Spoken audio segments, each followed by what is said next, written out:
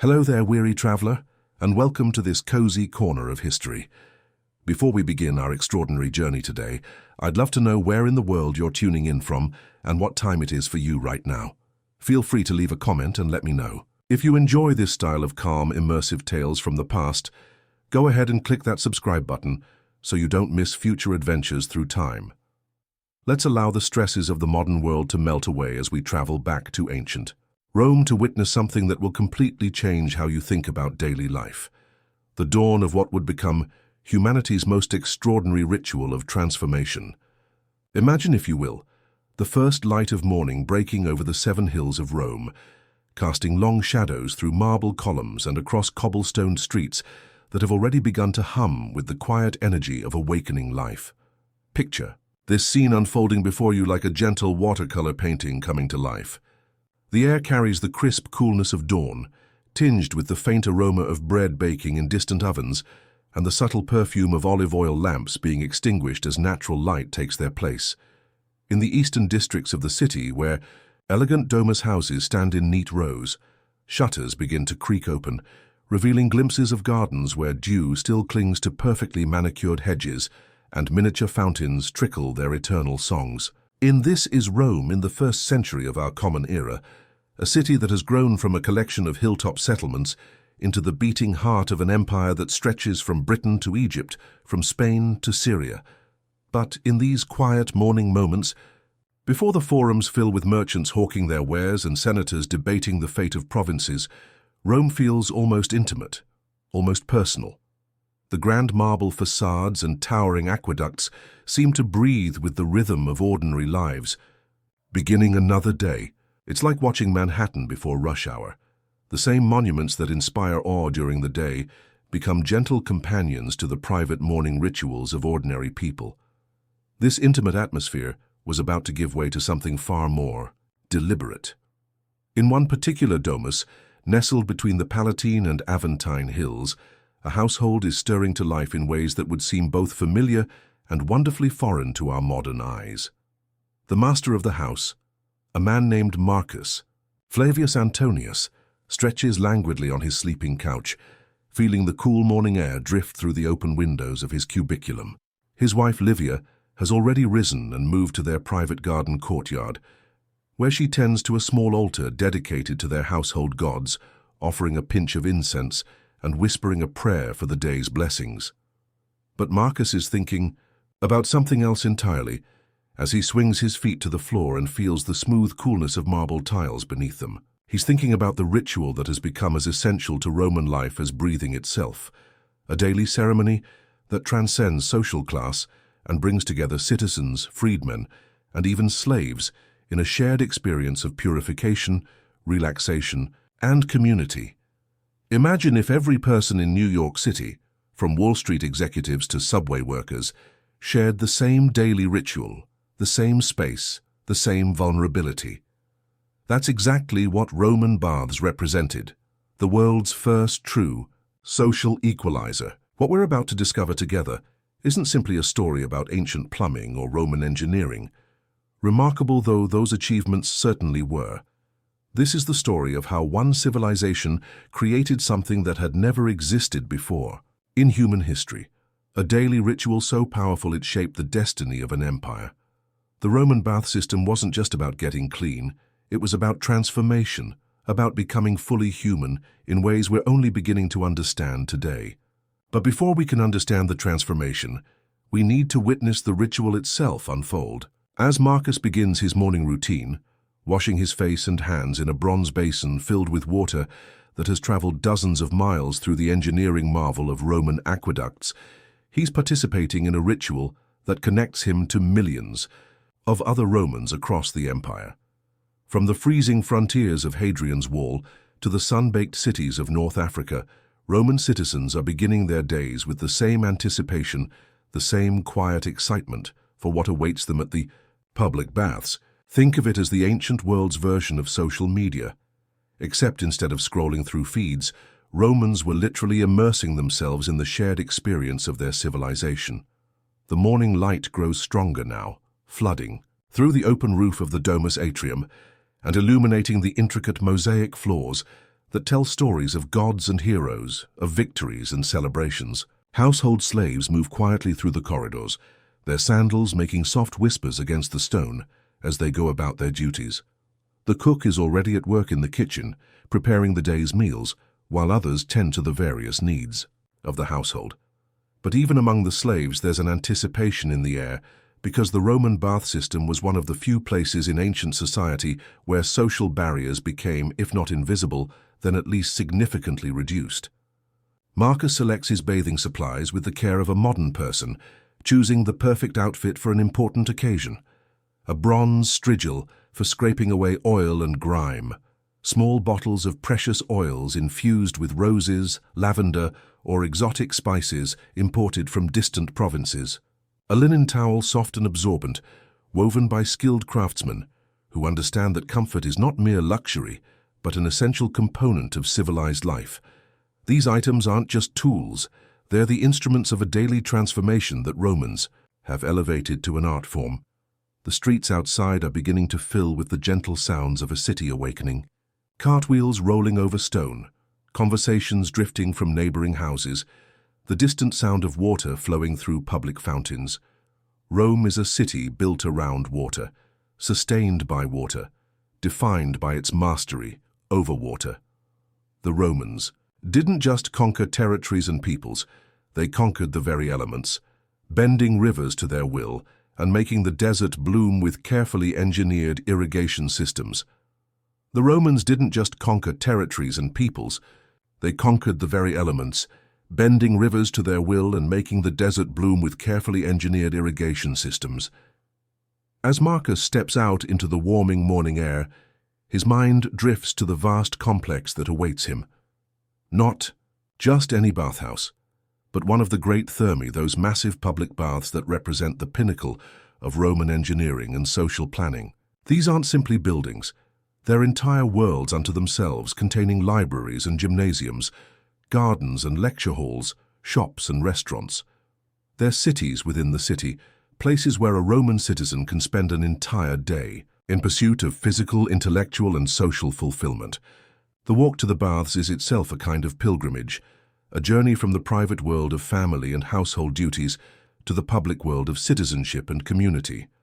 Marcus passes temples where priests are offering the morning sacrifices, their voices carrying across the squares in ancient prayers that connect the living to the gods and the gods to the rhythms of daily life. He passes markets where vendors are arranging their goods with artistic precision, creating displays of fruits and vegetables, pottery and textiles, spices and jewelry that turn commerce into a kind of visual poetry. But it's the sight of other Romans all heading in the same direction with the same quiet sense of anticipation that fills Marcus with a particular kind of joy. Old men walking with the measured dignity of age, young people laughing and chattering about the adventures that await them, families moving together in little groups that speak of bonds stronger than law or custom. Romans from every walk of life, united by their shared commitment to a daily ritual that speaks to something fundamental about what it means to be human. Picture the morning commute in any modern city, but instead of everyone staring at phones, imagine if they were all walking toward the same destination, sharing the same anticipation for renewal and connection. The bathhouse rises before them now like a vision from the gods themselves, its massive walls and soaring domes capturing and reflecting the morning light in ways that make the entire structure seem to glow with inner fire. This is more than architecture. This is civilization made visible, human ingenuity and artistic vision combined with practical wisdom to create something that serves not just the body, but the soul. As morning light filters through marble columns and across the entrance to this temple of daily transformation, Marcus feels that familiar quickening of the pulse, that sense of stepping from the ordinary world into something magical and transformative. And this is where our story truly begins, at the threshold between the everyday and the extraordinary, between the private self and the public citizen, between the merely clean and the fully purified.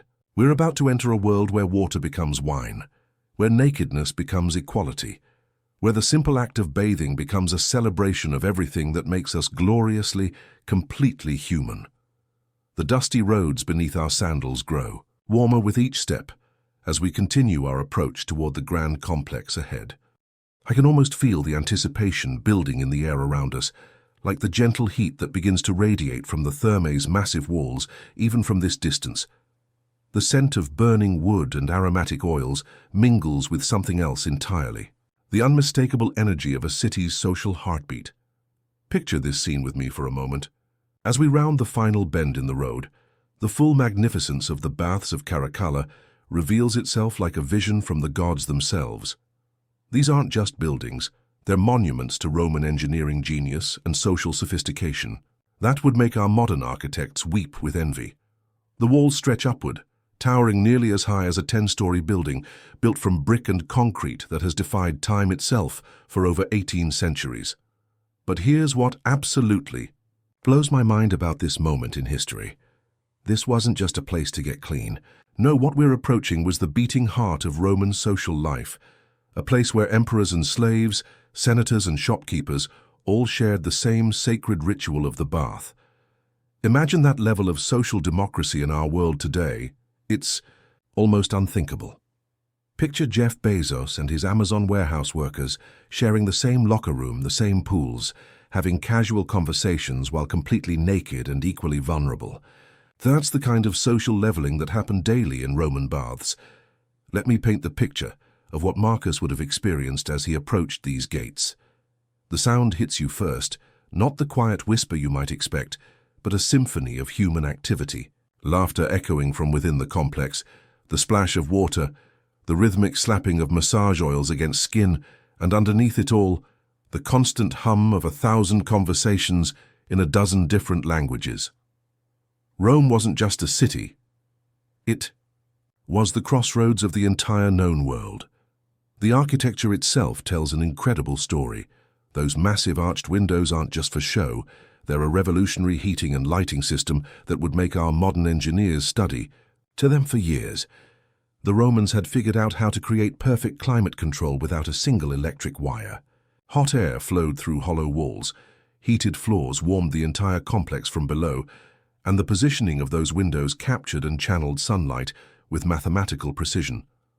As Marcus draws closer, he notices something that would have taken his breath away every single time: the sheer scale of human engineering achievement. The main bathing hall, what they called the caldarium, stretched across an area larger than most modern shopping malls.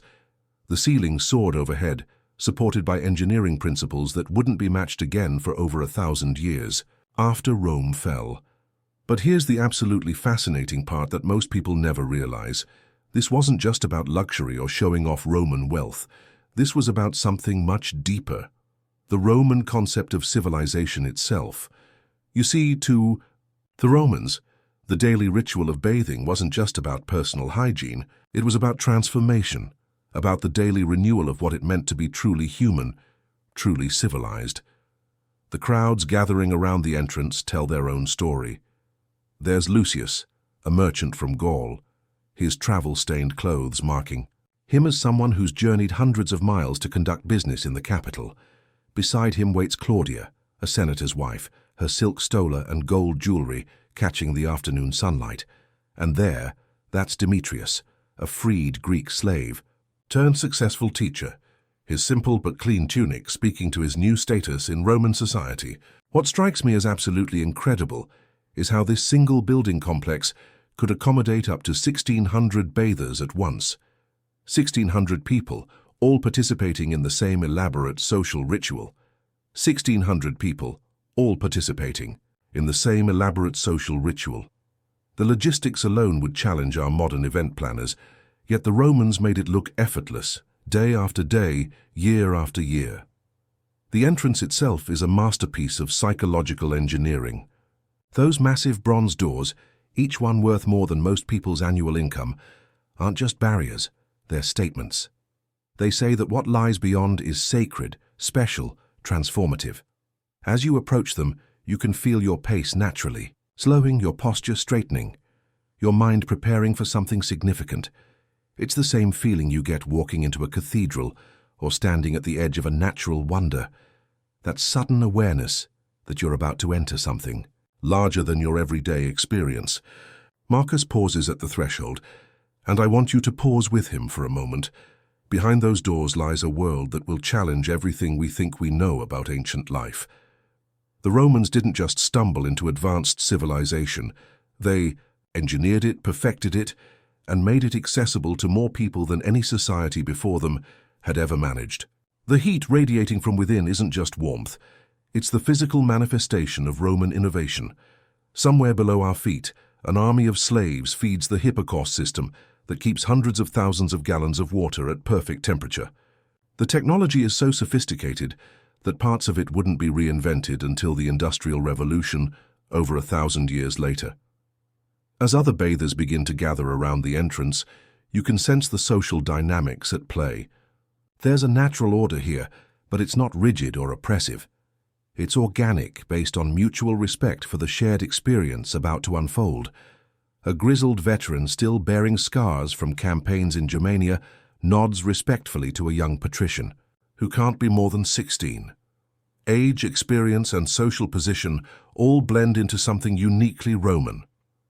The afternoon sun begins its descent toward the western hills, and the golden light catches the steam beginning to escape from the complex's carefully designed ventilation system.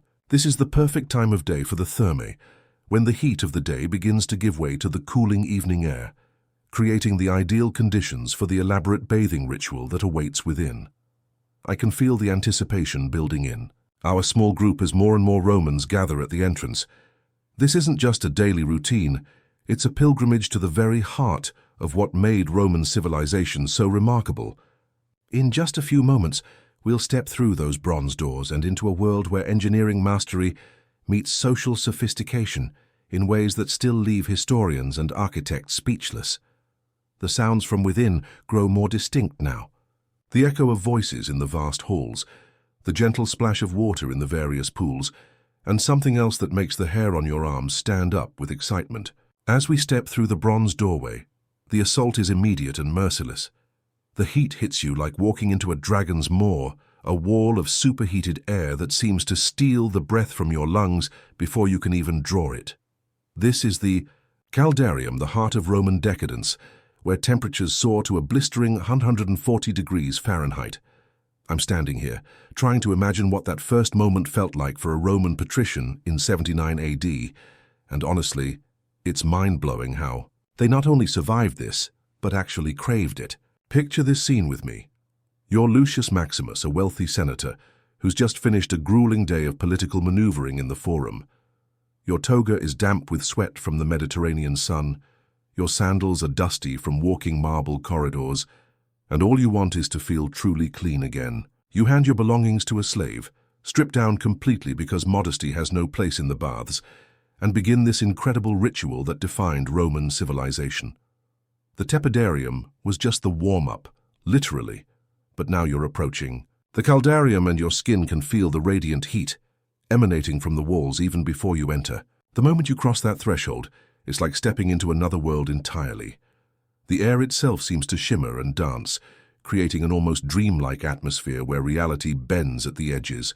Your pores open instantly, as if your body is surrendering to this ancient ritual, and within seconds, beads of perspiration begin forming on your forehead, your chest, your arms. But here's the absolutely fascinating part that most people don't realize. This wasn't torture for the Romans. This was pure luxury, the pinnacle of civilized living. Wealthy citizens would spend hours in here, not minutes. They'd sit on marble, benches that were heated from below by the ingenious hypocosm system, letting the extreme temperature work its magic on their bodies and minds. The hypocosm was truly revolutionary engineering that puts our modern heating systems to shame. Imagine a network of hollow spaces beneath the floor and inside the walls, where hot air from massive furnaces would circulate continuously.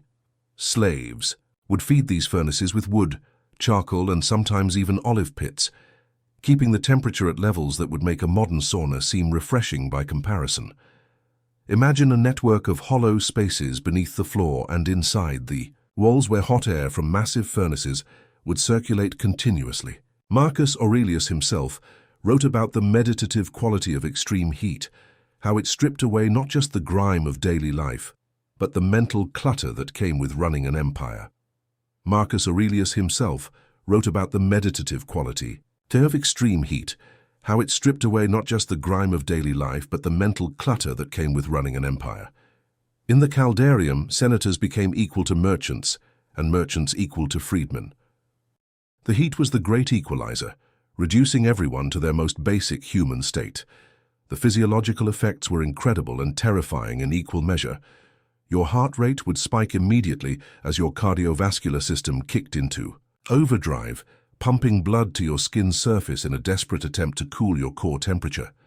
Ancient Romans didn't understand the science, but they could feel their pulse racing, their breathing becoming shallow and rapid. Women had their own Caldarium experiences, though separated from the men. Livia, wife of Augustus, reportedly spent so much time in the extreme heat that her personal physician warned her about the risks. But she ignored him completely, claiming that the Caldarium was where she felt most connected to the gods, where the boundary between mortal flesh and divine spirit became thinnest. The brutal reality is that people died in these rooms. Not often, but it happened. Heat stroke was a genuine concern, especially for older Romans or those with weak constitutions. There are documented cases of senators collapsing from the extreme temperatures, their bodies simply unable to cope with the thermal assault. Yet they kept coming back, drawn by something deeper than mere cleanliness. The Caldarium represented a conquest of nature itself, a demonstration that Roman engineering and Roman will could create conditions more extreme than anything found in the natural world. It was a statement of power that echoed throughout the empire. Picture the sensory overload, the walls radiating heat like a furnace, the air so thick and humid it feels almost solid, the marble beneath your feet so hot it's barely tolerable, even for hardened Roman souls. Your vision starts to blur slightly from the heat, creating an almost hallucinogenic experience where the elaborate frescoes on the walls seem to writhe and move in the shimmering air. The smell is overwhelming too.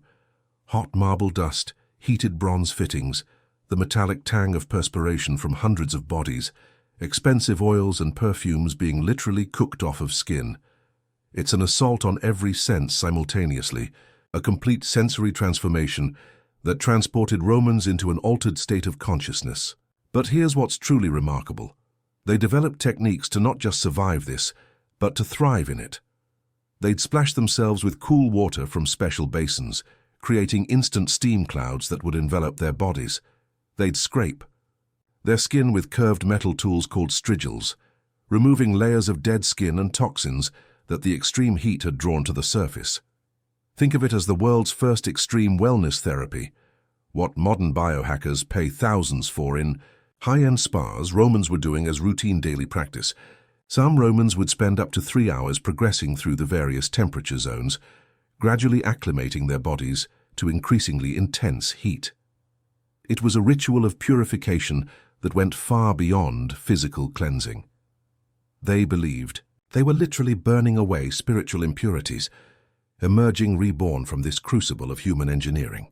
The psychological effects were just as dramatic as the physical ones. The extreme heat induced a trance-like state that Romans associated with divine communication. They'd make important decisions in the Caldarium, believing that the gods spoke more clearly when the mortal body was pushed to its absolute limits. Now imagine the contrast when someone finally decided they'd had enough. Stepping out of that 140-degree inferno into what Romans considered the cool tepidarium at a mere 90 degrees would feel like diving into an Arctic lake. The temperature differential was so extreme that it could cause fainting, muscle cramps, or even cardiac events in the unprepared. This is why the Roman bathing ritual was so carefully choreographed, why it took hours to complete properly, and why it became the social and cultural center of Roman life. It wasn't just about getting clean. It was about pushing the human experience to its absolute limits and emerging transformed on the other side. As we prepare to leave this blazing chamber and seek relief in the more moderate temperatures ahead, remember that what we've just experienced was considered the height of civilization by the most powerful empire in human history. The Caldarium wasn't just a room, it was a crucible where Romans forged their identity, tested their endurance, and connected with something larger than themselves through the simple yet profound act of surviving extreme heat. As I stepped through, The doorway into the tepidarium, the temperature shift was absolutely mind-blowing. Picture this. You've just escaped the scalding intensity of the caldarium, your skin still flushed and tingling from the extreme heat, and suddenly you're enveloped in this perfect moderate warmth. It's like nature's own thermostat had been carefully calibrated to provide exactly what your body craved. The tepidarium was the heart of Roman bathing culture, and I've spent years studying how this remarkable space functioned as so much more than just a temperature buffer. This was where the real magic of Roman social life unfolded. The walls radiated a gentle warmth that penetrated your bones without overwhelming your senses. Steam hung lazily in the air, creating an almost dreamlike atmosphere where conversations flowed as freely as the warm water that cascaded from bronze fountains. Here's the kicker. The tepidarium wasn't just about physical comfort. It was a masterclass in social engineering. Imagine walking into this space as Marcus Aurelius might have during his reign. The moderate temperature meant you could linger comfortably for extended periods, which was exactly the point. Romans understood something incredible about human psychology. When people are physically comfortable, they're more likely to engage, to share, to build relationships. It's like the psychological principle behind why important negotiations happen over dinner rather than in sterile conference rooms. Comfort breeds connection, and connection breeds trust. The floor beneath your feet was heated by the hypocaust system, but unlike the intense heat of the caldarium, this warmth was perfectly balanced. You could feel it through the marble, a steady, reassuring presence that seemed to say, "Stay a while, there's no rush here." The walls, constructed with hollow spaces for hot air circulation, maintained this ideal temperature through an engineering marvel that we're still impressed by today. The walls, constructed with hollow spaces for hot air circulation, maintained this ideal temperature through an engineering marvel that we're still impressed by today. You won't believe this, but archaeological evidence shows that some Romans would spend hours in the tepidarium, not because they needed to bathe, but because this was their social club, their networking hub, their place of intellectual exchange. Picture wealthy senators discussing politics while reclining on heated stone benches. Merchants negotiating deals while soaking in warm pools. Philosophers debating the nature of existence while the gentle steam swirled around them like ancient incense. The crazy part is how the Romans used this space for cultural rituals that went far beyond personal hygiene. This was where friendships were forged, where business partnerships were born, where the intricate web of Roman society was woven thread by thread. Let me paint you a picture of what this actually looked like. Bronze oil lamps flickered along the walls, casting dancing shadows that played across the faces of bathers, engaged in animated conversation, the sound of water trickling from ornate spouts mixed with laughter, debate, and the occasional splash as someone eased into one of the warm pools.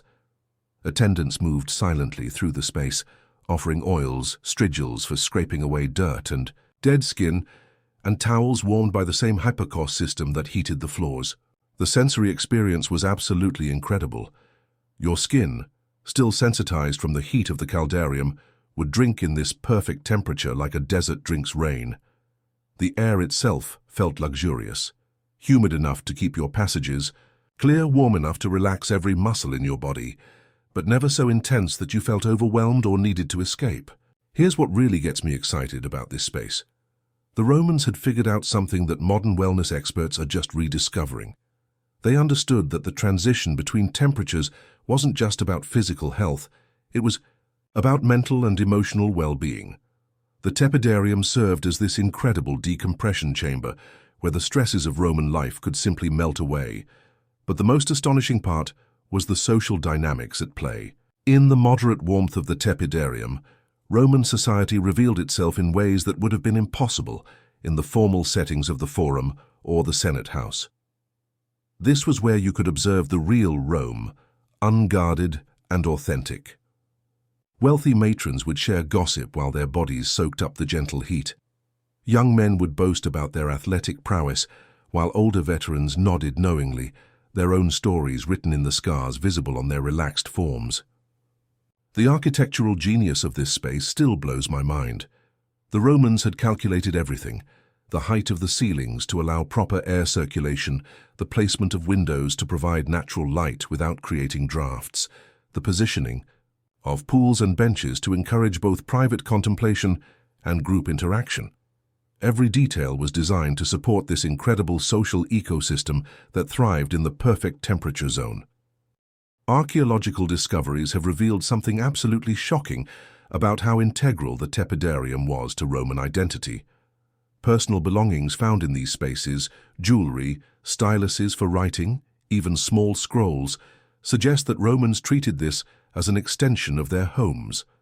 They would conduct business here, write letters, even engage in educational activities. The moderate temperature made it possible to think clearly while still enjoying the physical benefits of the bathing process. The emotional impact of this space cannot be overstated. After the intensity of the caldarium, the tepidarium offered relief that was both physical and psychological.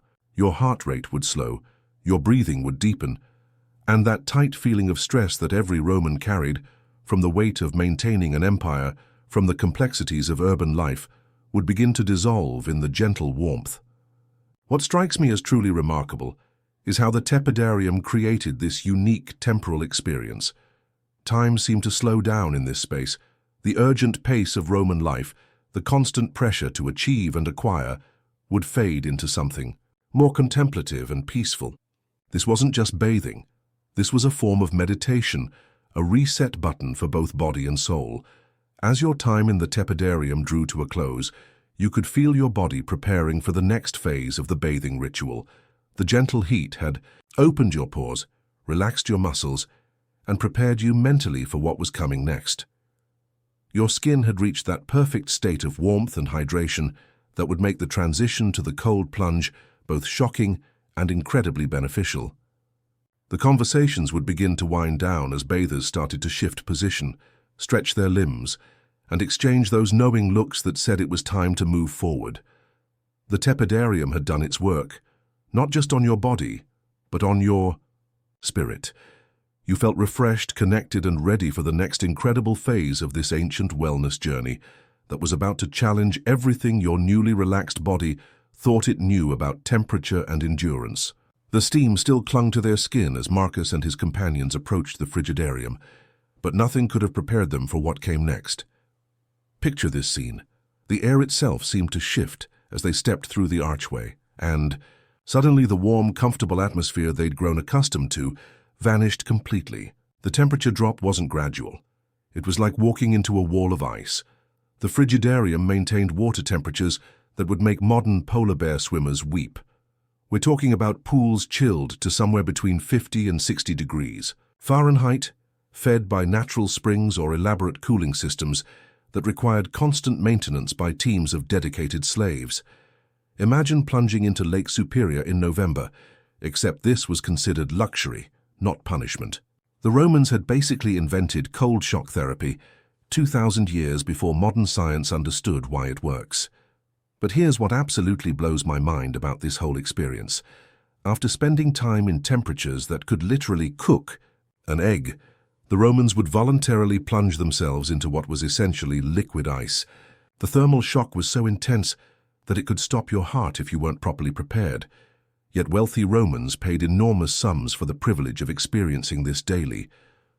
Marcus stood at the edge of the main pool, his skin still radiating heat from the previous chambers, and I can only imagine the mental preparation required for what came next.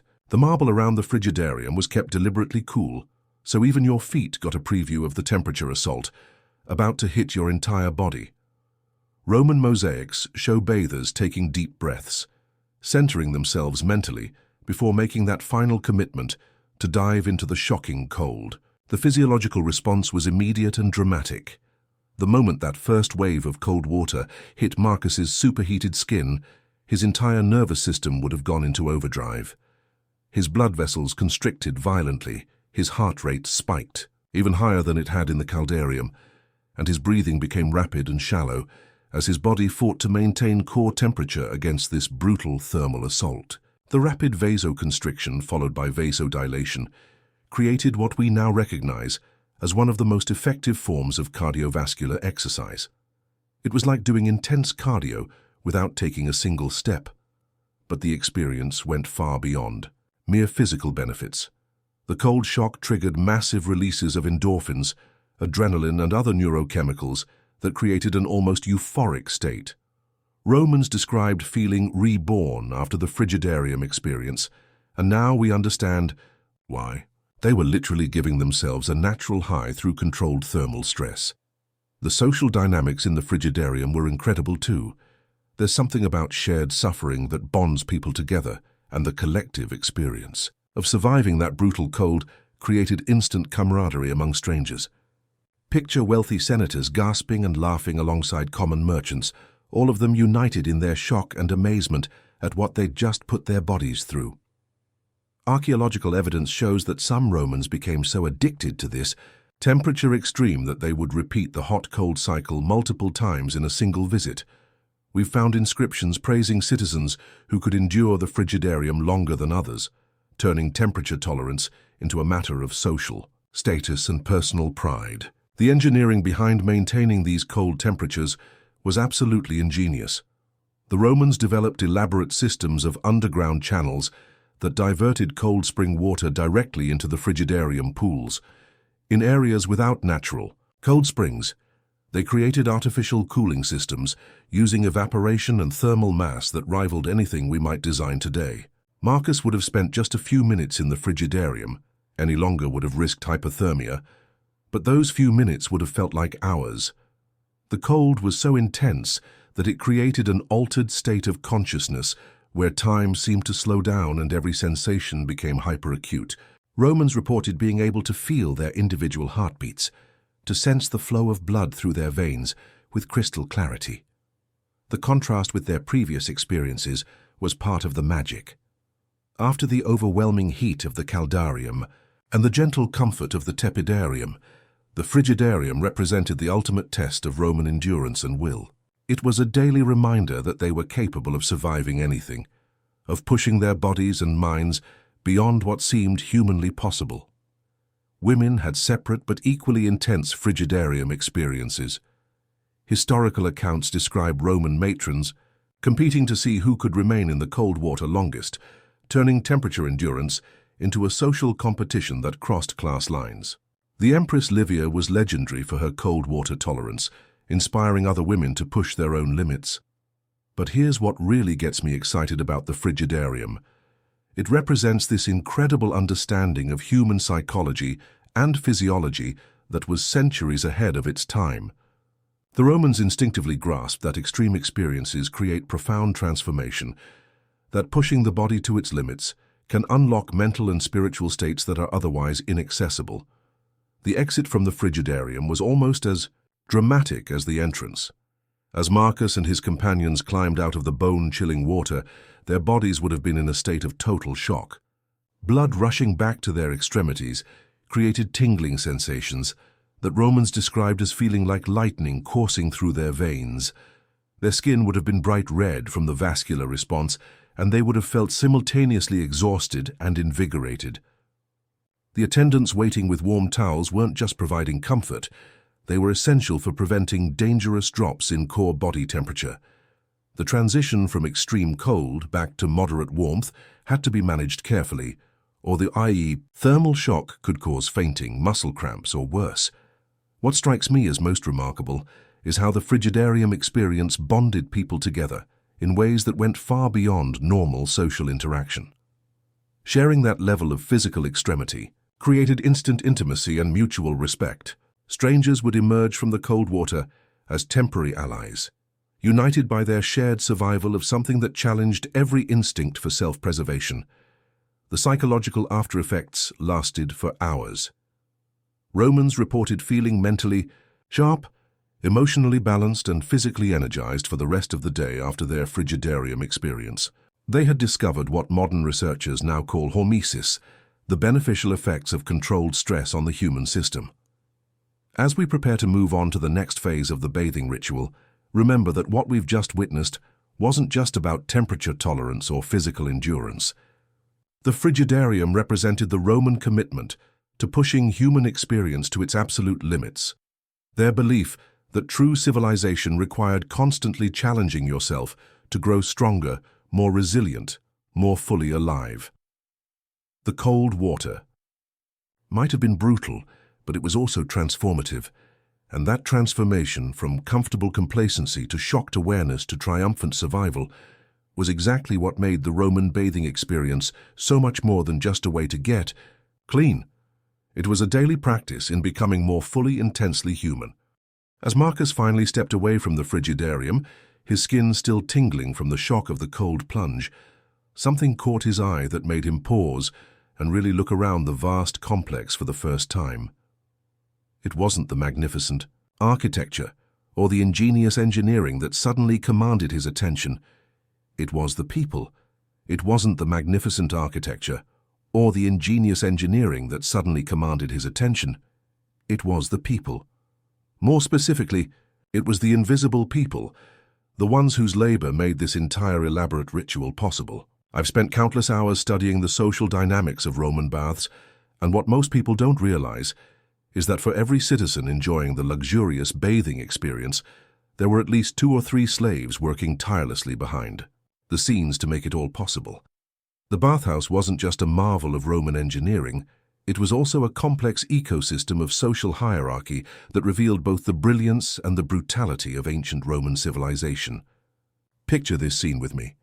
As Marcus toweled off his chilled skin, he would have been surrounded by dozens of slaves, each one assigned to specific tasks that kept the massive complex functioning smoothly. There were the capsarii, slave attendants, responsible for guarding bathers' belongings in the changing rooms. These weren't just simple storage keepers, they were trusted individuals who often formed personal relationships with regular customers, remembering their preferences, their usual bathing routines, their favorite oils and perfumes. But here's what absolutely fascinates me about the social structure. Within the slave hierarchy itself, there was an entire world of status, ambition, and human drama that played out daily in the baths. The most skilled massage therapists, the ones who understood anatomy and could work out the knots and tensions of Roman life, commanded respect even from their owners. They were artists of the human body, and their expertise was valued across social classes. The brutal reality, though, was in the hypocauste chambers below the main bathing floors, deep underground, in spaces that most Roman citizens never saw and tried not to think about. Teams of slaves worked in conditions that make our worst industrial jobs look pleasant by comparison. These furnace slaves, mostly drawn from prisoners, foe of war or born into bondage, spent their entire working lives in temperatures that reached 130 degrees or higher. Here's the kicker. Many of these underground workers had lifespans measured in months, not years. The combination of extreme heat, poor ventilation, and backbreaking labor created a mortality rate that was staggering even by ancient standards. Yet the Roman economy depended on their sacrifice so completely that losing a furnace slave was seen as nothing more than a minor business expense, like replacing a broken tool. Let me paint you a picture of what Marcus would have observed if he'd bothered to pay attention to the human machinery around him. Alexios, a Greek slave captured during the conquest of Athens, moved through the tepidarium with the fluid grace of someone who'd been performing the same tasks for 15 years. He carried warm towels, refilled oil bottles, and cleaned the marble surfaces with an efficiency that spoke to both skill and absolute necessity. Any mistake could result in a beating or worse. But Alexios was one of the fortunate ones. His education and cultural background had elevated him within the slave hierarchy to a position of relative privilege. He could read and write, spoke multiple languages, and had developed a reputation for discretion that made him valuable to wealthy Romans who discussed sensitive political matters in the relaxing atmosphere of the baths. In contrast, there was Branwen, a Celtic woman captured during one of Julius Caesar's campaigns in Gaul. She worked in the women's section of the baths, and her story illustrates the particular horrors faced by female slaves in Roman society. Not only did she perform the physically demanding work of maintaining the bathing facilities, but she was also subject to the sexual demands of both her owners and male guests, who saw her as property to be used at will. The economic structure of Roman slavery created this incredible paradox, where the most luxurious experiences of the wealthy were built directly on the suffering of the powerless. The more relaxed and comfortable a Roman citizen felt in the baths, the harder the slaves had to work to maintain that comfort. It was a zero-sum game where pleasure and pain existed in direct proportion to each other. Here's what really gets my attention when I study this period. Despite the brutal conditions, the slave community in the baths developed its own internal culture, its own support networks, its own forms of resistance.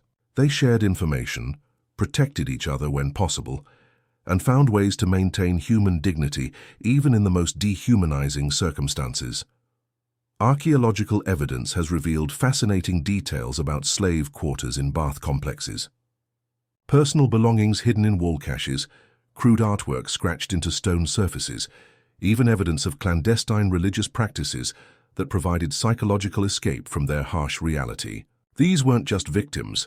They were people who found ways to preserve their humanity despite a system designed to deny it. The irony is absolutely staggering.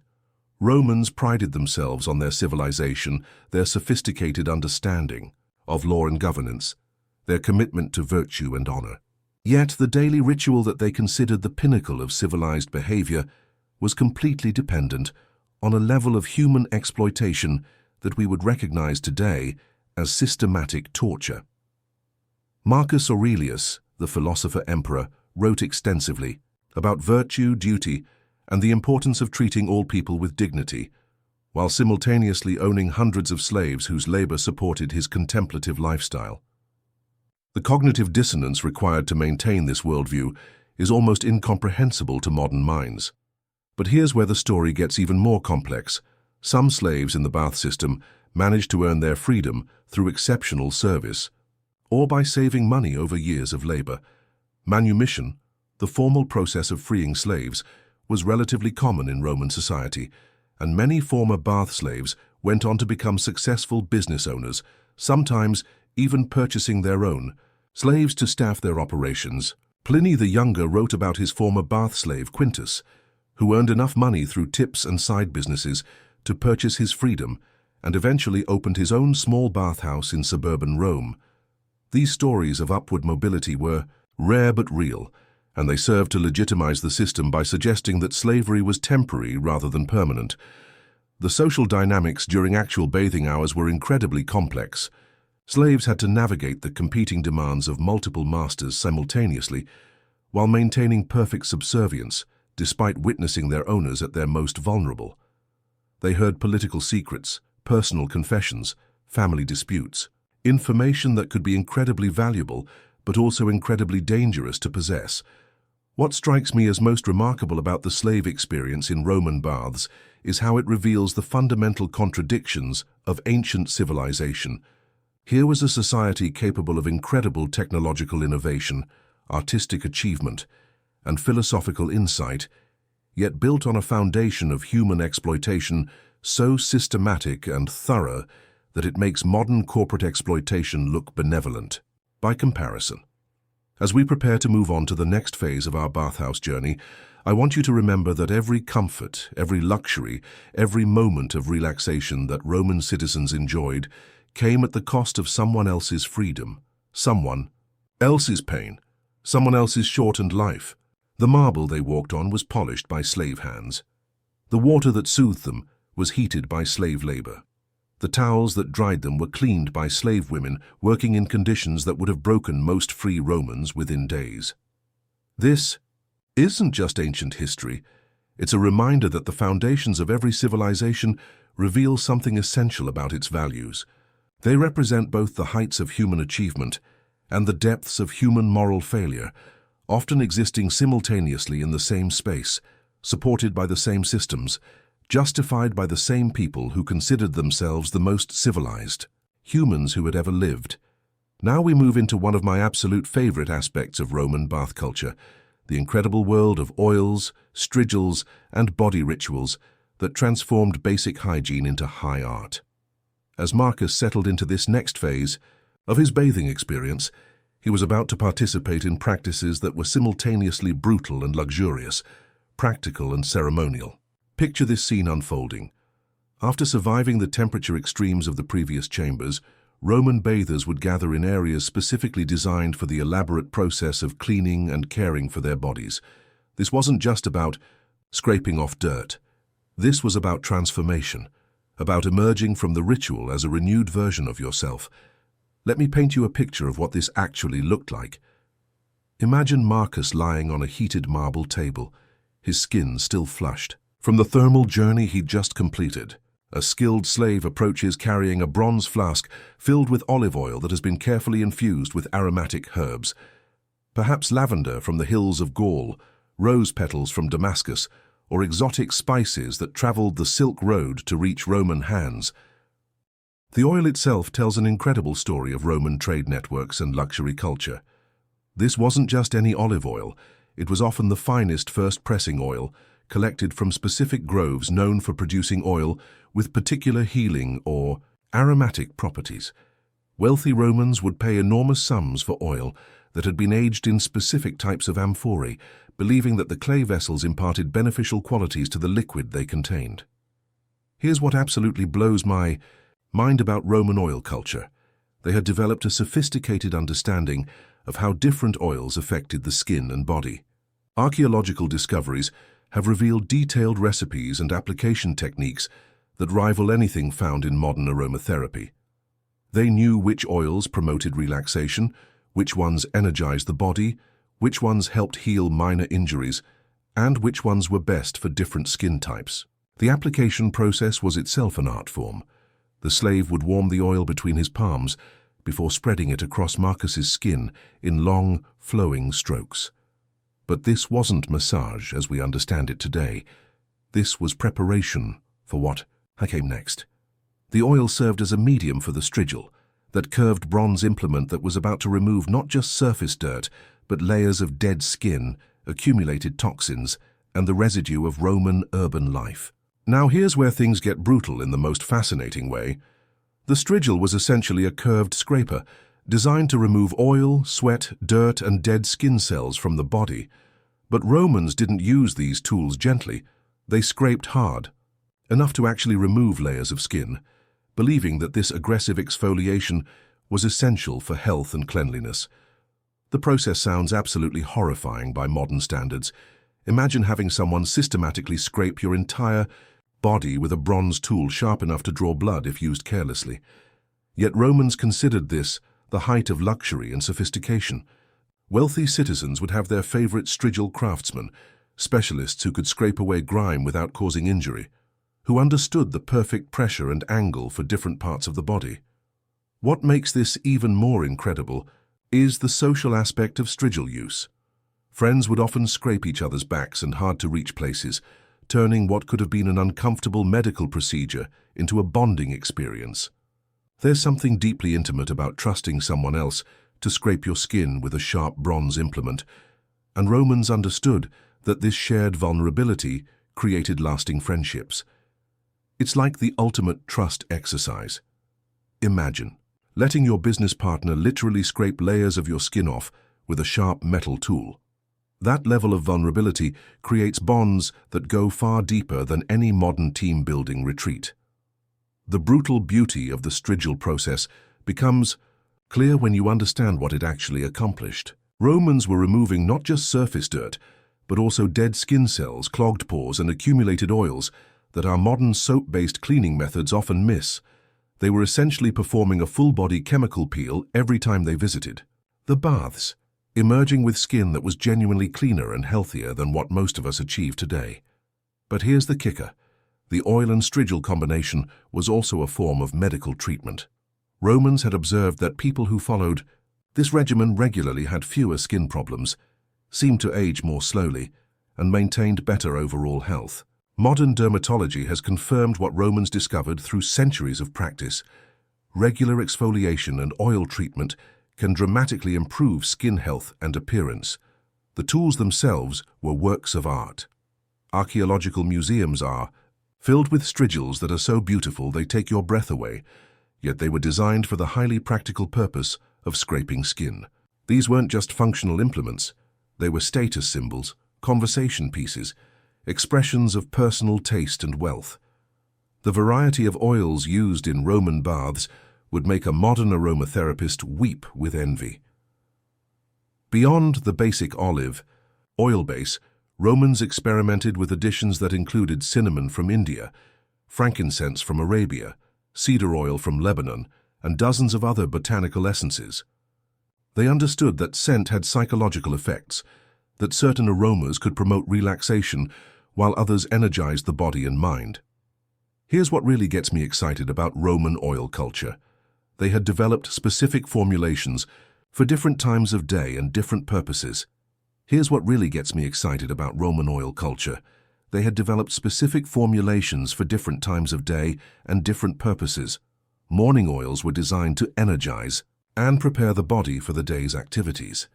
Evening oils promoted relaxation and sleep. They had special blends for athletes, for older citizens, for people recovering from illness, even for different seasons of the year. The massage techniques that accompanied oil application were incredibly sophisticated. Romans had developed methods that targeted specific muscle groups, promoted circulation, and even addressed what we would now recognize as stress-related tension. Skilled bath attendants were essentially physical therapists, capable of diagnosing and treating muscular problems through touch and manipulation. But the most fascinating aspect of Roman body care rituals was how they integrated physical treatment with social interaction and spiritual practice. The oil and strigil process wasn't just about getting clean, it was about renewal, about literally scraping away the accumulated stress and grime of daily life to emerge reborn. The brutality of the process was part of its appeal. Romans believed that comfort and luxury were meaningless without some element of endurance or challenge. The strigil scraping was uncomfortable, sometimes painful, but that discomfort was proof that you were serious about purification, that you were willing to suffer for the sake of cleanliness and health. Archaeological evidence shows that Romans would sometimes spend hours on oil and strigil treatments, gradually working their way through different oil formulations and scraping techniques. This wasn't rushed hygiene. This was a meditative practice, a form of embodied philosophy, where caring for the physical body became a path to spiritual and mental well-being. The social dynamics were incredible too. Romans would discuss philosophy, politics, and personal matters while undergoing these treatments. The vulnerability of being naked and scraped with bronze tools created an atmosphere of openness and honesty. That was difficult to achieve in more formal social settings. Some of the most important political negotiations in Roman history may have taken place while senators had their backs scraped with strigils. As Marcus completed his oil and strigil treatment, his skin would have been glowing, literally. The combination of exfoliation, oil treatment, and improved circulation created a radiance that Romans associated with health, vitality, and divine favor. He would have felt renewed not just physically, but mentally and spiritually, ready to take on whatever challenges the rest of his day might bring. This transformation, from grimy, stressed urban dweller to glowing, renewed citizen, was at the heart of what made Roman bath culture so central to their civilization. It wasn't just about hygiene or even luxury, it was about the daily practice of becoming your best self, of using physical treatments to achieve mental and spiritual renewal, of turning necessary bodily maintenance into transcendent experience. But here's where the story takes an incredible turn that will completely change how you think about Roman culture.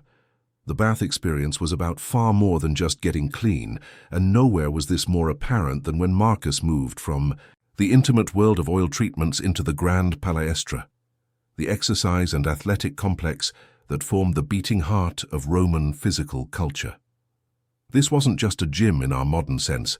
This was where Romans forged both their bodies and their character through brutal, uncompromising physical training that would make our toughest modern athletes question their dedication.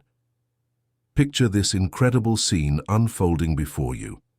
As Marcus entered the vast columned courtyard of the palestra, the sound hit him first, not the gentle splash of water or the quiet murmur of conversation, but the fierce grunts of exertion, the sharp crack of bodies colliding in wrestling matches, the rhythmic thud of heavy stones being hurled through the air in training that would have terrified our modern Olympic athletes. Imagine walking into a CrossFit gym where the athletes are training without any safety equipment, where broken bones are considered part of the curriculum, and where quitting means social death. That barely captures the intensity of Roman athletic culture. I've spent years studying Roman athletic culture, and what absolutely blows my mind is how they viewed physical training not as recreation, but as moral obligation. To the Romans, a weak body meant a weak character, and a weak character was the greatest shame a citizen could bear. They didn't exercise to look good in a toga. They trained to forge the kind of unbreakable will that built and maintained an empire. The training methods were absolutely brutal by today's standards. Take wrestling, for instance, and I'm not talking about modern wrestling with its rules and safety measures. Roman wrestling was essentially controlled combat, where broken bones were considered part of the learning process, and permanent scars were worn as badges of honor. Young men would train for hours, their bodies slick with olive oil mixed with sand for grip, slamming each other into the ground with a violence that would make modern UFC fighters cringe. Here's what really gets me excited about Roman athletic culture. They understood something fundamental about human psychology that we've largely forgotten. They knew that physical extremity creates mental toughness, that pushing your body beyond what seems possible expands your conception of what you can achieve in every area of life. Roman athletes weren't just training their muscles. They were training their ability to endure, to persist, to refuse defeat even when every instinct screamed at them to quit. The competitions were legendary. Picture Marcus watching a pancration match, a combination of boxing and wrestling where the only rules were no eye gouging and no biting. Everything else was fair game. Fighters would compete until one was unconscious or submitted, and death wasn't uncommon. Yet these weren't gladiator fights for public entertainment. These were respected athletic competitions that attracted the finest young men from across the empire. But here's the absolutely fascinating part. This wasn't just about individual achievement. Roman athletic culture was fundamentally communal. Training partners pushed each other beyond their limits. Older athletes mentored younger ones, and the entire community celebrated physical excellence as a reflection of Roman virtue. The palestra was where social bonds were forged through shared suffering and mutual encouragement. The equipment they used would terrify modern gym-goers. Roman weights weren't the calibrated iron plates we use today. They were massive stone blocks, often weighing hundreds of pounds, that required multiple men to even move them.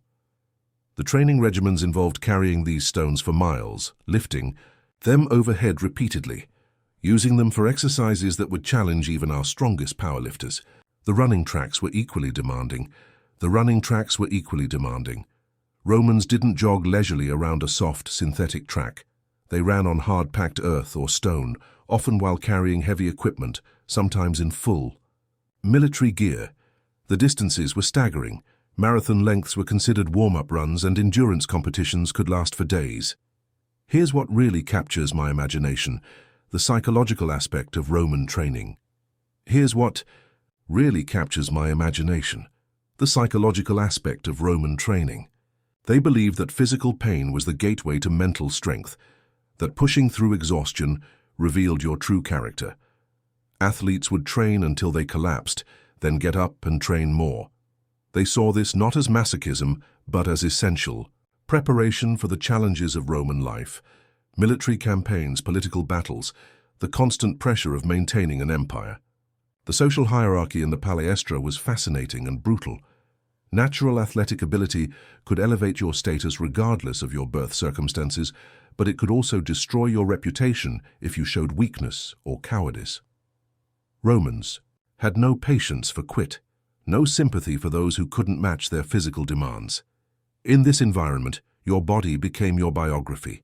Every scar, every developed muscle, every sign of training told the story of your character. The coaching methods were incredibly sophisticated, but utterly ruthless. Roman trainers understood anatomy, nutrition, and psychology in ways that wouldn't be matched until modern sports science. But their methods made Navy SEAL training look gentle. They would deliberately break down athletes physically and mentally, then rebuild them into something harder, stronger, more resilient. The diet and lifestyle demanded by serious training was extreme. Athletes would consume enormous quantities of meat, oil, and wine, building their bodies into machines of strength and endurance.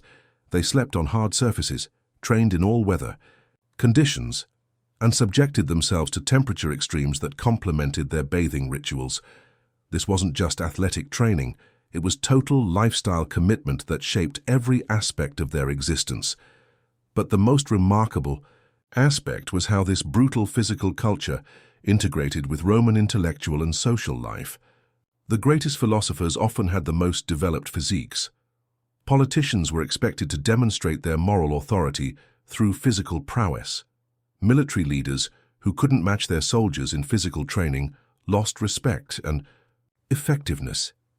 Marcus himself would have participated in this culture, not as a casual fitness enthusiast, but as someone whose political and social standing depended on his ability to demonstrate physical courage and endurance. His training sessions were public performances, where weakness or failure could damage his reputation for years.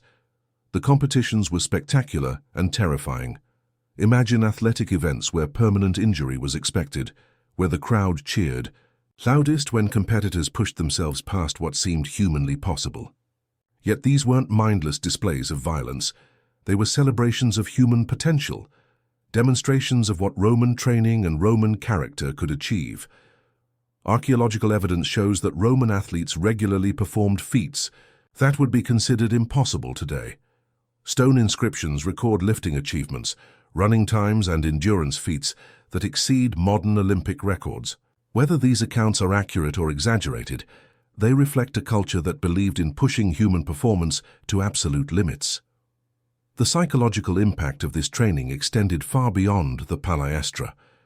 Romans who had survived years of brutal athletic conditioning approached every challenge, whether in business, politics, or military service, with confidence born from physical mastery. They had already proven to themselves that they could endure more pain, push harder, and persist longer than their opponents. This gave them a mental edge that was often more valuable than any tactical advantage. As Marcus completed his training session, his body battered but his spirit elevated, he would have felt the deep satisfaction that comes from testing yourself against absolute limits and emerging victorious. This wasn't just exercise, it was daily practice in becoming the kind of person who could build and maintain the greatest empire in human history. The transition from the palestra to the social areas of the bath complex wasn't just a physical movement, but a psychological transformation. From the individual struggle against physical limits to the collective celebration of Roman culture and community. As the echoes of athletic competition faded, Marcus entered spaces designed for an entirely different kind of Roman excellence. The rhythmic sounds of athletic training gradually gave way to something entirely different as Marcus made his way toward the social heart of the bath complex. Here, in the grand halls and intimate alcoves designed for conversation and connection, Roman civilization revealed its more subtle but equally remarkable qualities. This wasn't about physical strength or endurance. This was where the true power of the empire was negotiated, where alliances were formed and broken, where the complex web of Roman society was woven one conversation at a time. Picture this incredible scene. While their bodies relaxed in the gentle warmth of the tepidarium, Roman senators, merchants, generals, and intellectuals engaged in conversations that would literally reshape the course of human history. The architecture itself was designed to facilitate these interactions. The Romans understood something profound about human psychology, that people are more open, more honest, and more creative when they're physically comfortable and slightly vulnerable. The gentle heat, the relaxed nakedness, the shared experience of the bathing ritual all combined to break down the formal barriers that normally governed Roman social interaction. Let me paint you a picture of what Marcus might have witnessed as he settled into one of the marble alcoves designed for intimate conversation. In one corner, Gaius Aurelius, a wealthy senator from a prestigious family, was deep in discussion with Marcus Brutus, a rising young politician whose family had fallen on hard times. The contrast between their backgrounds would have been immediately apparent in any formal setting, but here, both naked and relaxed, they negotiated as equals. The conversations weren't just casual social chatter. They were the real business of running an empire. Trade agreements that would affect millions of people, military strategies that would determine the fate of provinces, political alliances, that would shape the succession of emperors. All of this was hammered out in the relaxed atmosphere of the bathhouse, where a handshake agreement carried more weight than a dozen formal contracts.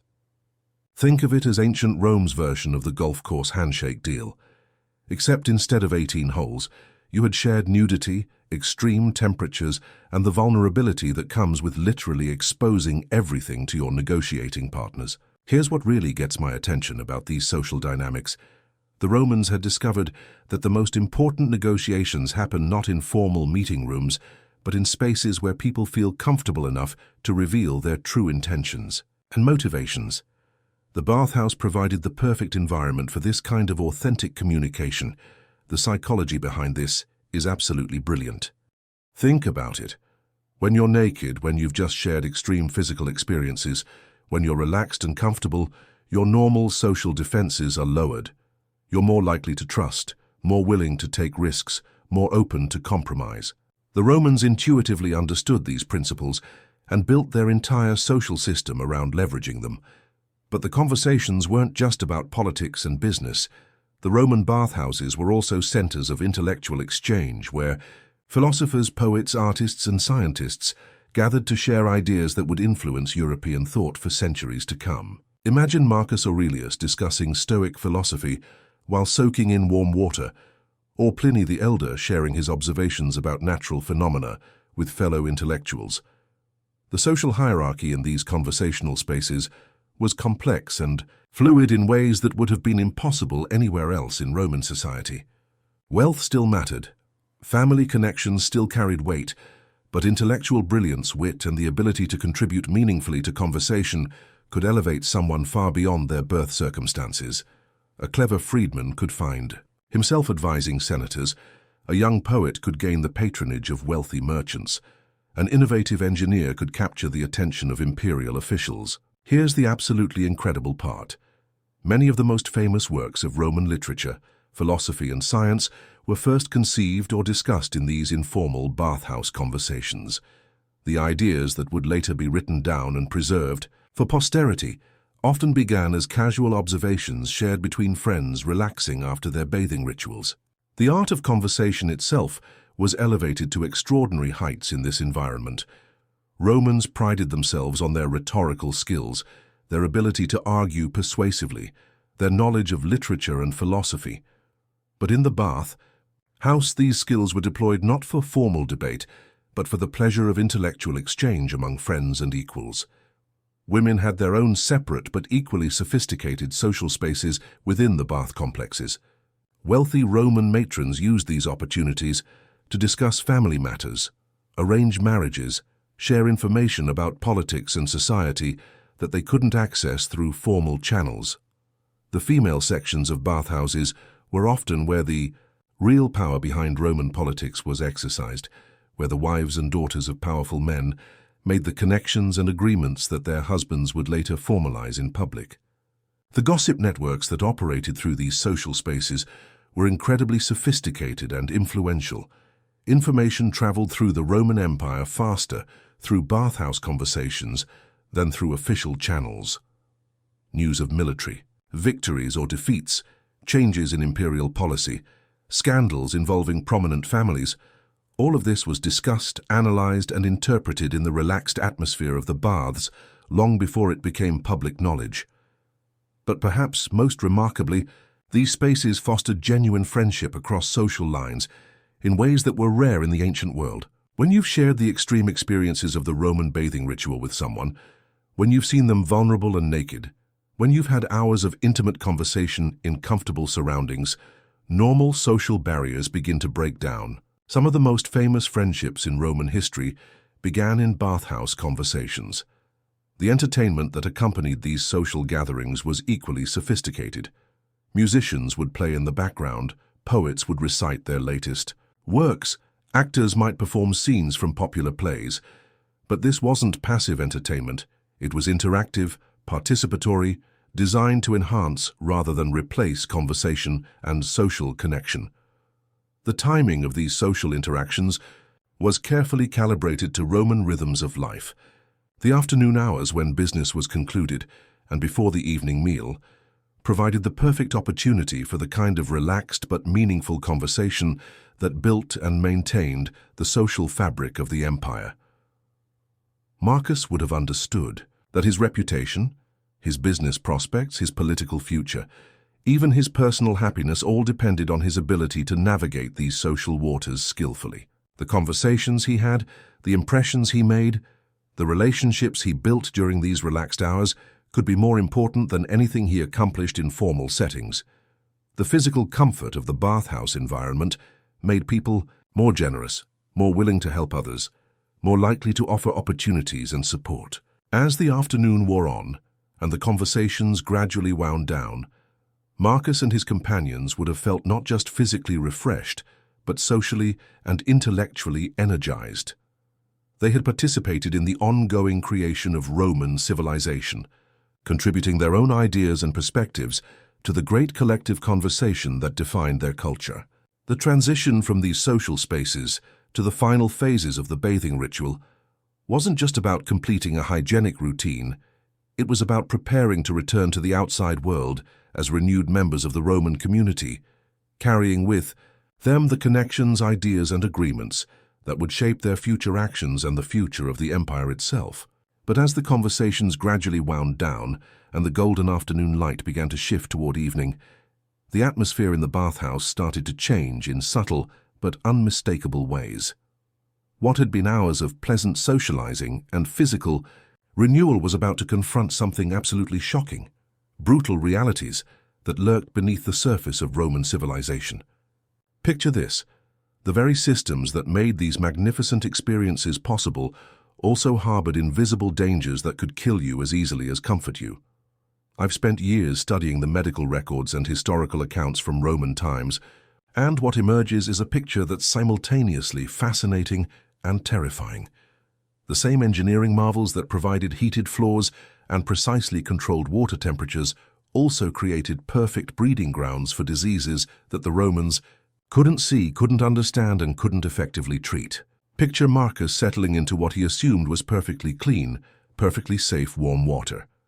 He had no way of knowing that the elaborate recycling systems that made the baths economically viable also meant that water circulated from pool to pool, carrying with it a microscopic army of bacteria, parasites, and viruses that turned these temples of health into potential death traps. Here's what absolutely blows my mind about the medical reality of Roman baths.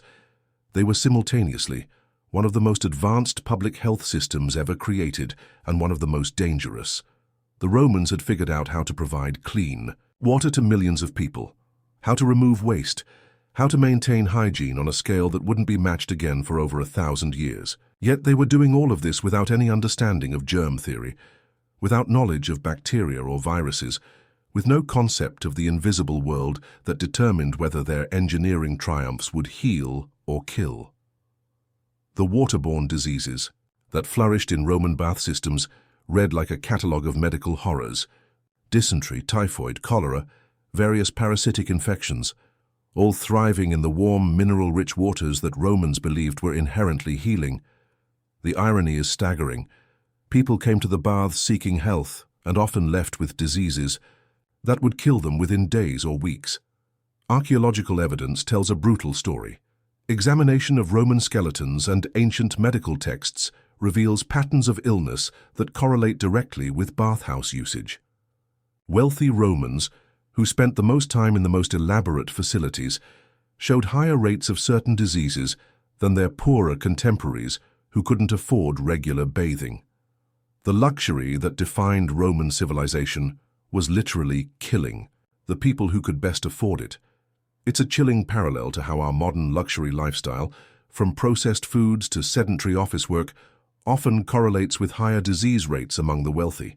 The Romans were dying from their privileges, just as we sometimes do today. Let me share a specific example that illustrates just how dangerous these places could be. Marcus Aurelius Claudius, a fictional composite character based on real Roman medical records, represents thousands of actual cases. Claudius was a healthy, robust senator in his 40s who visited the baths of Caracalla regularly for over a decade without any problems. Then, during what seemed like a perfectly ordinary visit, he contracted what Roman physicians called the burning fever, probably typhoid or a similar waterborne illness. The progression of his illness follows patterns documented in Roman medical texts. Within days of his bathhouse visit, Claudius began experiencing severe abdominal pain and fever. Roman physicians prescribed their standard treatments, bloodletting, purging, various herbal remedies, but none of these addressed the bacterial infection that was systematically destroying his digestive system. Within 2 weeks, this pillar of Roman society was dead, killed by the very institution that he believed epitomized Roman civilization. But the diseases weren't the only hidden dangers lurking in Roman bathhouses. The elaborate heating systems that made the experience so luxurious also created environmental hazards that the Romans couldn't fully understand or control. Carbon monoxide poisoning from faulty hypocaust systems, burns from overheated surfaces, scalding from improperly regulated water temperatures, all of these claimed lives regularly.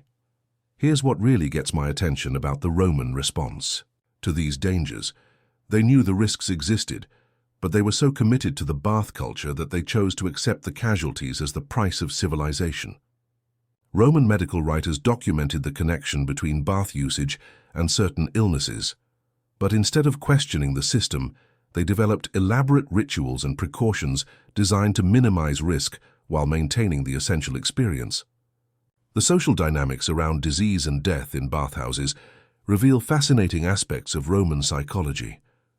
When prominent citizens died from bath-related illnesses, the official response was usually to blame individual factors: personal weakness, divine disfavor, failure to follow proper rituals, rather than questioning the fundamental safety of the system.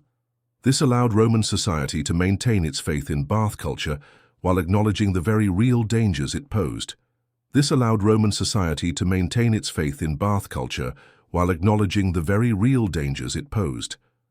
The medical understanding of the time made these tragedies even more poignant.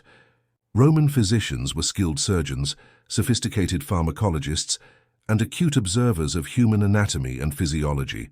They could set broken bones, perform cataract surgery, and treat a wide variety of conditions with remarkable success.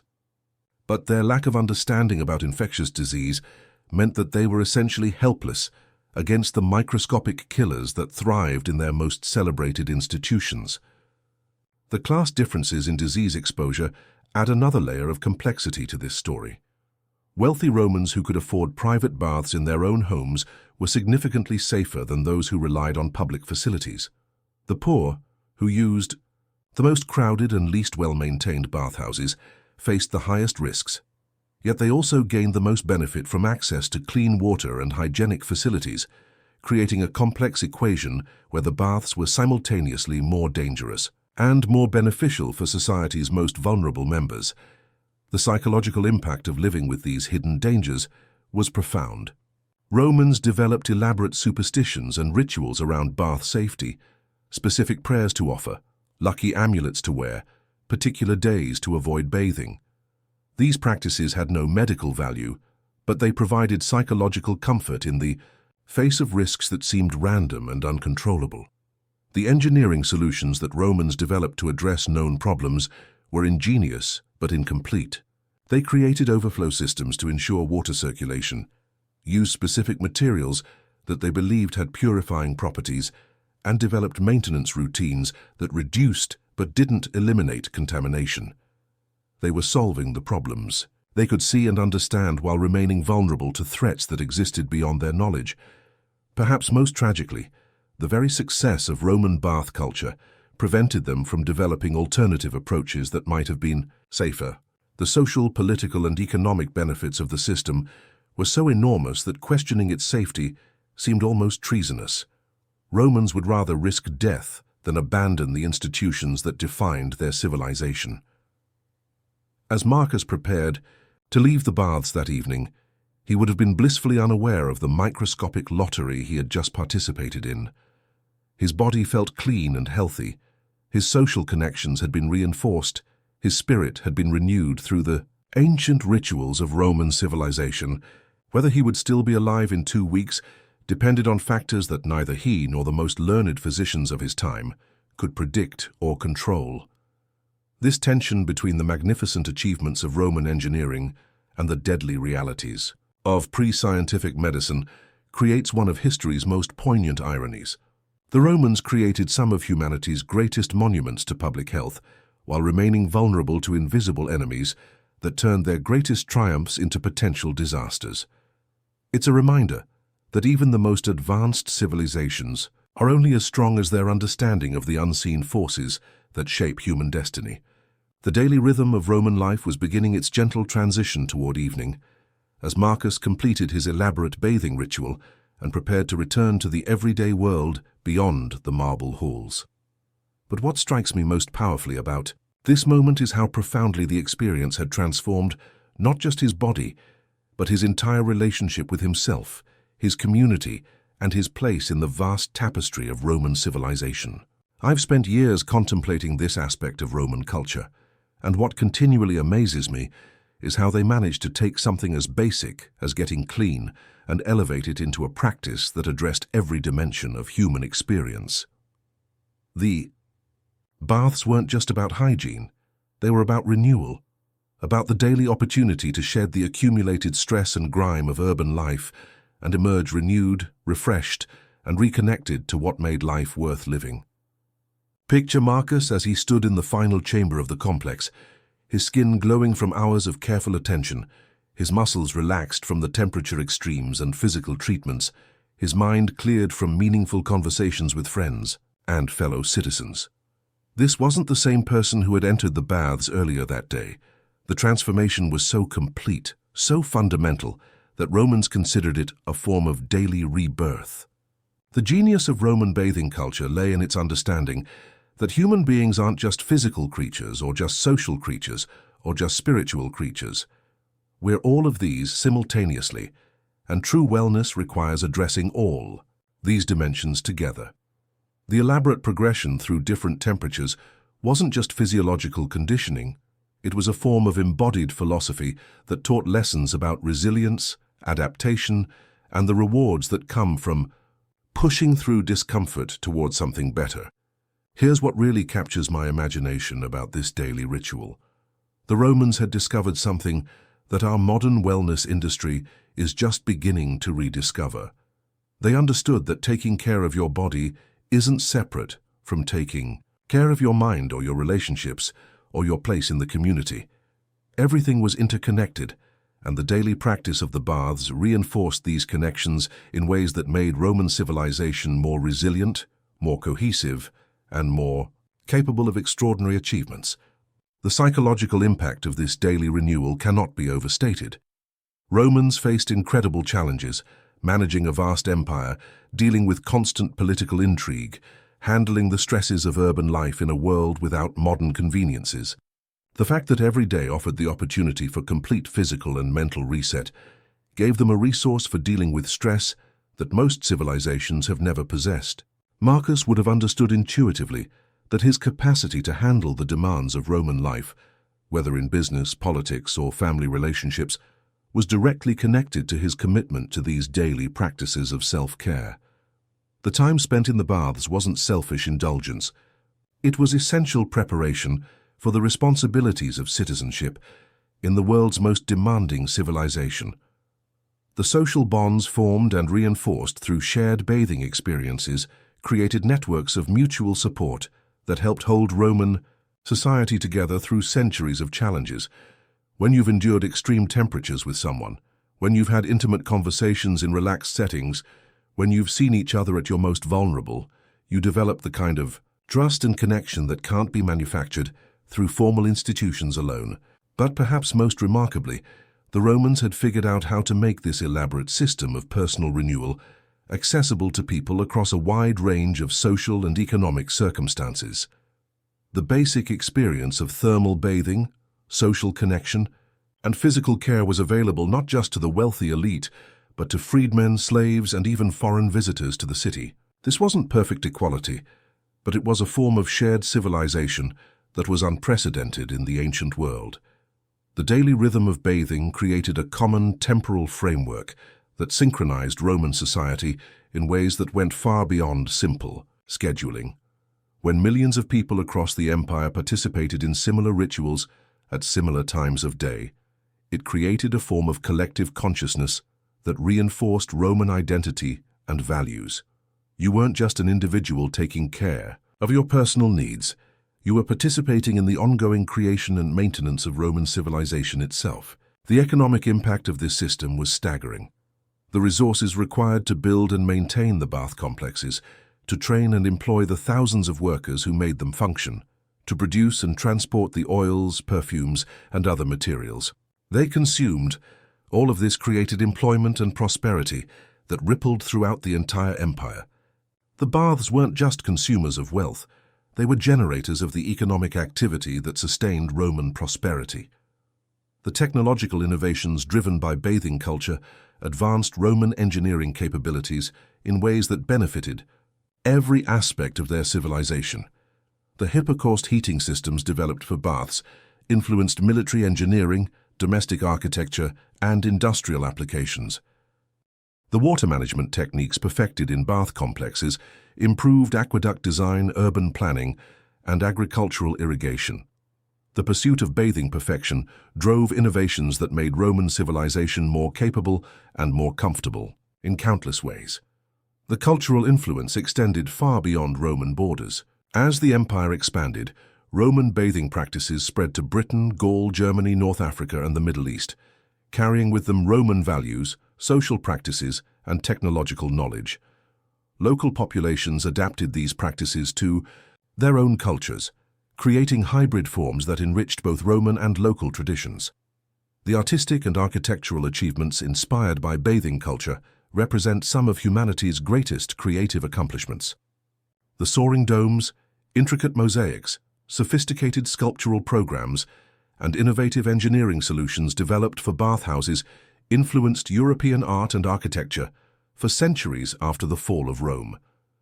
These weren't just functional buildings. They were statements about what human civilization could achieve when resources, knowledge, and ambition were properly combined. Marcus would have carried the effects of his bathing experience with him long after leaving the complex. His improved circulation would have enhanced his mental clarity for hours. The social connections reinforced during his visit would have influenced his business and political activities for days or weeks to come. The psychological renewal from the thermal experiences would have provided emotional resilience for whatever challenges awaited him. The ritual aspects of Roman bathing connected individual experiences to larger rhythms of meaning that helped people understand their place in the cosmic order. The daily cycle of heating and cooling, tension and release, individual focus and community connection mirrored the larger patterns that Romans saw operating throughout nature and society. Participating in these rituals was a way of aligning yourself with these larger forces and drawing strength from your connection to something greater than individual concerns. The medical benefits, while not fully understood in scientific terms, were real and significant. The cardiovascular conditioning from temperature extremes, the skin health improvements from oil treatments and exfoliation, the stress reduction from relaxation and social connection, the immune system benefits from moderate thermal stress. All of these contributed to the general health and longevity of Roman citizens who had access to regular bathing. As we think about Marcus walking home through the evening streets of Rome, his body refreshed and his spirit renewed, we're witnessing more than just the end of a daily routine. We're seeing the completion of a cycle that connected individual well-being to community prosperity, personal renewal to civilizational achievement, physical care to spiritual fulfillment. The Romans had created something unprecedented in human history, a systematic approach to daily life that addressed every aspect of human needs while building and maintaining the most successful civilization the world had ever known. The legacy of this achievement extends far beyond the impressive ruins that tourists visit today. It lives on in every spa resort, every wellness center, every modern attempt to create spaces where people can disconnect from daily stress and reconnect with themselves and each other. The Romans showed us what's possible when a civilization commits itself to the systematic pursuit of human flourishing in all its dimensions. But perhaps most importantly, they demonstrated that the greatest achievements of any culture aren't just its monuments or military victories or technological innovations. They're the daily practices that allow ordinary people to live extraordinary lives, to find meaning and renewal in the midst of challenge, to build communities strong enough to endure for centuries, while flexible enough to adapt to changing circumstances. The steam that rose from Roman baths carried with it more than just heated water vapor. It carried the dreams, conversations, connections, and renewed spirits of millions of people who understood that taking care of yourself isn't separate from taking care of your community. That personal wellness isn't separate from civilizational achievement, and that the simple daily practice of caring for these bodies that carry us through our lives might just be the most revolutionary act of all. Tonight, as we reach the end of our extraordinary journey through the marble halls and heated waters of ancient Rome, I hope you've discovered exactly what I promised at the beginning, how one civilization created something that had never existed. Before in human history, a daily ritual so powerful it shaped the destiny of an empire.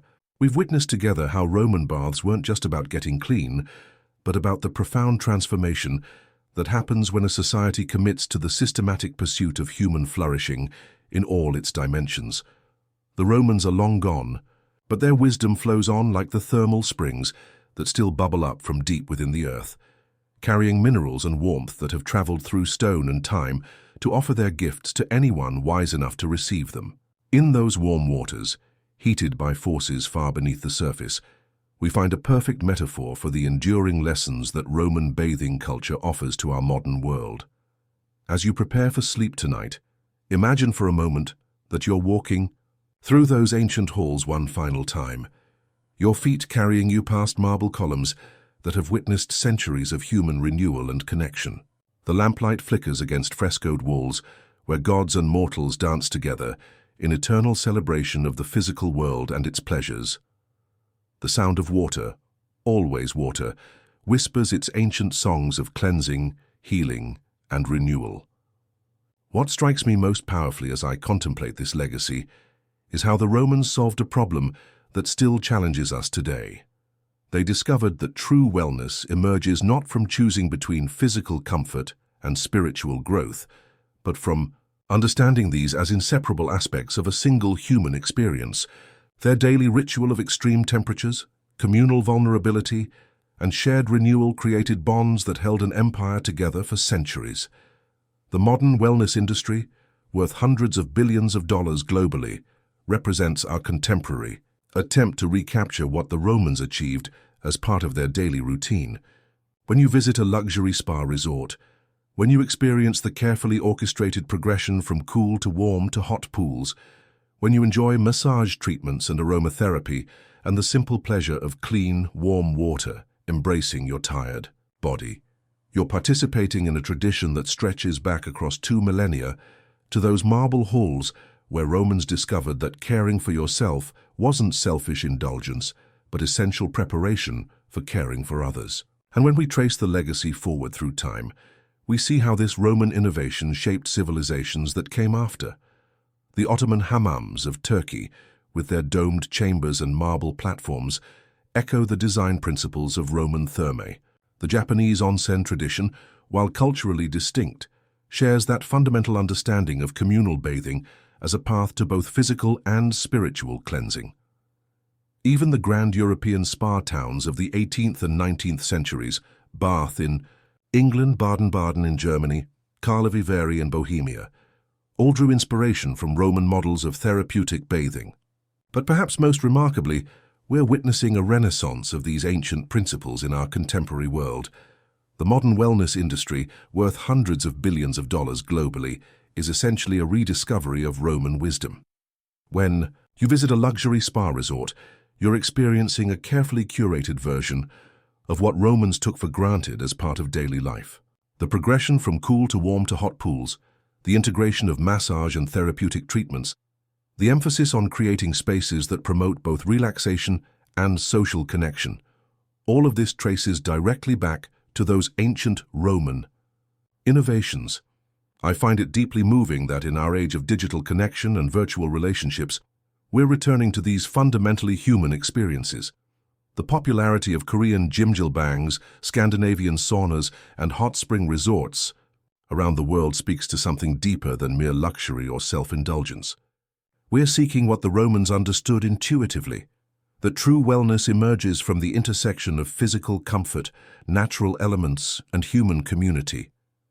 The Romans showed us that water could be more than a necessity. It could be medicine. It could be sanctuary. It could be the medium through which strangers become friends and communities are born. They demonstrated that taking care of the body wasn't separate from nurturing the soul or strengthening social bonds.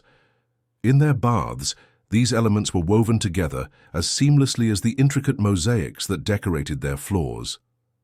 As we face the challenges of modern life, the isolation, the stress, the disconnection from our physical selves and from each other, perhaps we have something profound to learn from these ancient practitioners of wellness. They remind us that healing is not a solitary pursuit, but a communal art, that luxury is not about exclusion, but about creating spaces where all can experience renewal, that the greatest innovations are often the simplest ones, refined through centuries of human experience. The next time you slip into a warm bath, I invite you to remember this story. Feel the tension leaving your muscles.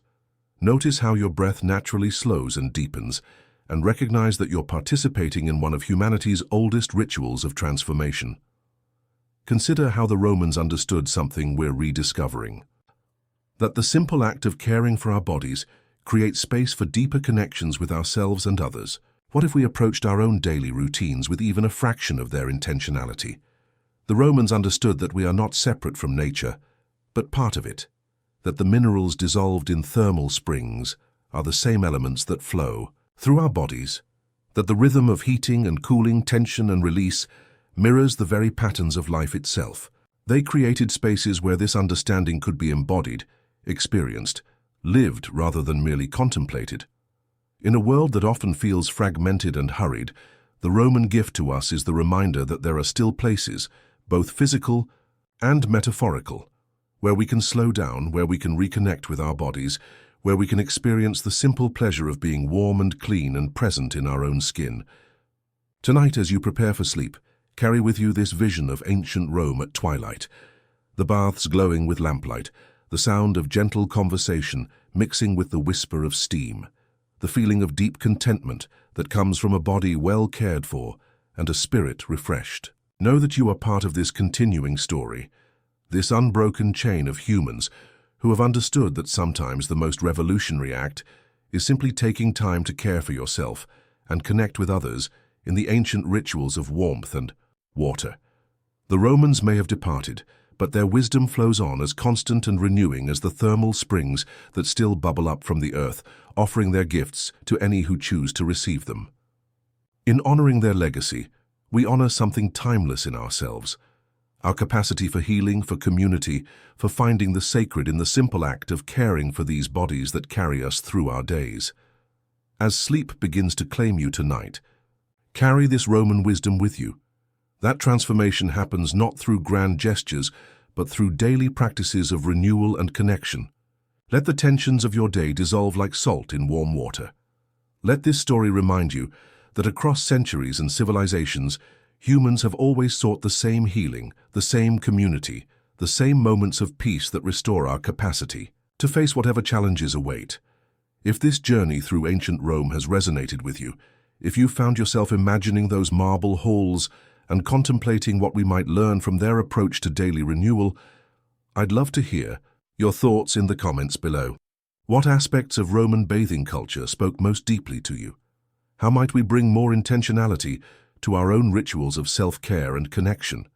The baths are closed now, the lamps extinguished, but the legacy lives on in every act of self-care, every moment of connection, every choice to honor both body and spirit as sacred gifts deserving of our most thoughtful attention. Sleep well, knowing that tomorrow offers new opportunities for renewal, new chances to participate in this ancient dance of caring for ourselves so that we might better care for our world. Sweet dreams, fellow travelers. The warm waters of renewal await your return.